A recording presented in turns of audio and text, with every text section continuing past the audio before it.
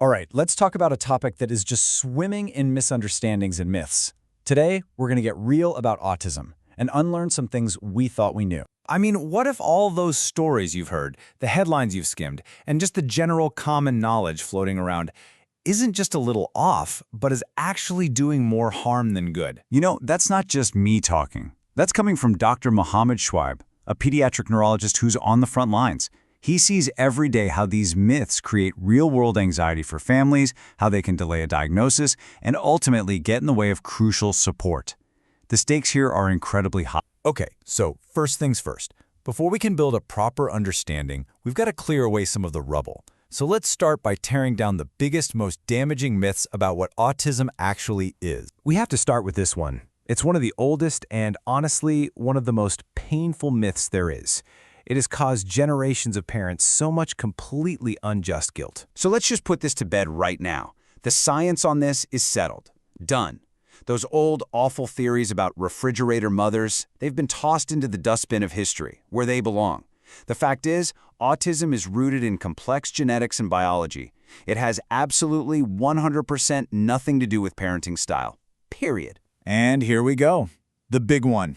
The single most widespread and frankly dangerous myth out there, one that's had some serious and very real consequences for public health. All right, let me be crystal clear here. Every single reputable scientific body on the planet has looked into this over and over again. The verdict is in, and it's unanimous. There is no link. None. The idea that there's a connection is, as Dr. Shoei puts it, completely and totally unscientific. This next myth really gets to the core of how we view autism itself. Is it a disease? Is it something we should be trying to eradicate? Well, the expert consensus is a firm no. Autism isn't the disease. It's a neurodevelopmental disorder. And that's a really important distinction.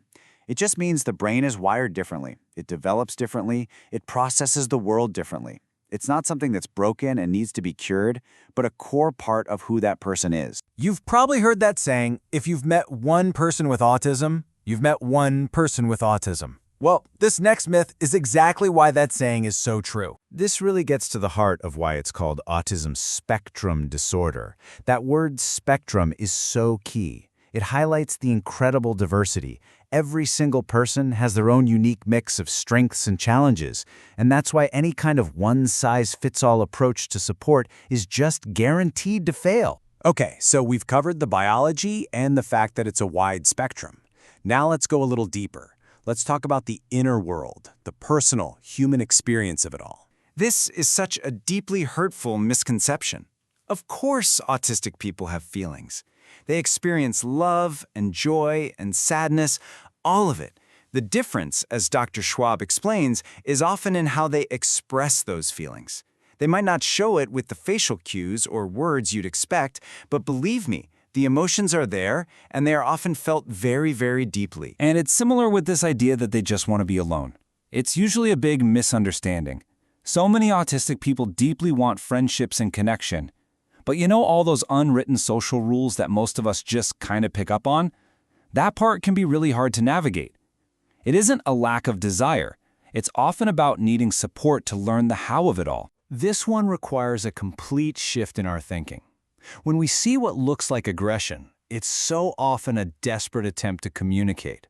I mean, think about it. If you can't find the words to say, "I'm in pain," or "I'm overwhelmed," or "I need help," your behavior becomes your voice. Our job is to learn how to listen to that voice. So, on the flip side of all the negative stereotypes, you have this one, the whole Rain Man myth.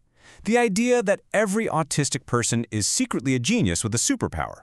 And look, while some people do have extraordinary talents, so-called savant skills, it's just not the norm. Like any other group of people, the autistic community is made up of individuals with a huge range of diverse abilities. So, for our final act, let's ask the most important question of all. After we've busted all these myths, what now? Where do we go from here? Let's talk about the path forward, one that's built on facts, not fiction. In a world that loves a quick fix, it's so tempting to believe in some kind of magic cure. But the science is really clear on this. There isn't one. Sure, some diets might help with related issues, but they don't cure autism itself. The real gold standard, the thing that's been proven to work, is early evidence-based intervention. So what does that path look like? It's pretty straightforward, really. First, you have to talk to a qualified specialist. Get real guidance, not stuff from internet forums. Second, focus on early intervention. I can't say it enough. Starting support as early as you can is the absolute key. And third, and this is the foundation for everything else, provide love, patience, and acceptance. That's the environment where a child can truly thrive. And this brings us to the last and maybe the most frightening myth of all. It's the one that digs into every parent's deepest fear about what the future holds for their child. I love this quote from Dr. Shoaib because it completely reframes that moment. A diagnosis isn't the end of the world. He says it's the opposite. It's the beginning of a deeper understanding. It's not a stop sign, it's a roadmap. It's the moment you finally get the information you need to give your child the right kind of support. And this is the truth we need to hang on to. The future isn't limited. It's not written in stone. With the right support system, built on early intervention and unconditional love and acceptance, the potential for growth, for learning, for happiness, and for a fulfilling life is absolutely immense. So, by swapping out these myths with facts, we've hopefully built a new foundation for understanding. The real question now is, what do we build on top of it? How can each of us use this knowledge to be a better friend, a better neighbor, a better coworker, and a better ally to autistic people and the families who love them? That's the thought I'll leave you with.